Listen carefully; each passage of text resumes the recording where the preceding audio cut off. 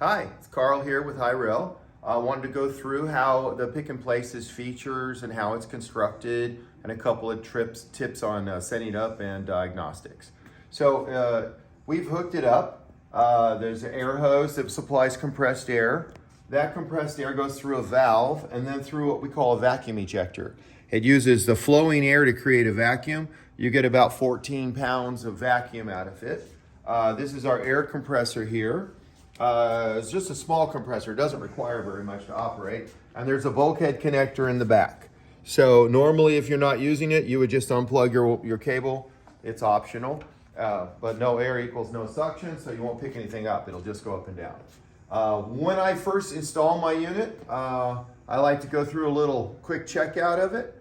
So manual is always preferential. There's a little orange button you can push on the valve. This is the valve that controls the air. So I'll push down on that valve, on that button. You can hear the air clicking on and off. And now I'm gonna put my finger on there. You hear the difference of the vacuum versus not vacuum. And any small item should be able to be held up on it. I'll just take a little piece of paper for now. Maybe a razor blade. I don't know if it'll hold a razor blade. Let's give it a try.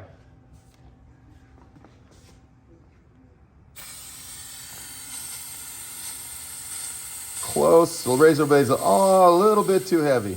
Let me get you just something else here so we can prove that it's working. Obviously, the things that we're normally holding are very light. Here's a little piece of paper. All right. You get it rolling. Yeah. See the paper? I'm going to release the vacuum. It falls right off. Turn on the vacuum. Falls right off. So we know the vacuum ejector and all that's working.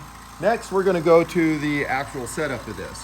So here is the way it appears on our screen. Hit the little arrow button, and now we're going to tell it to home and park. And we don't have 12 volts on. There we go.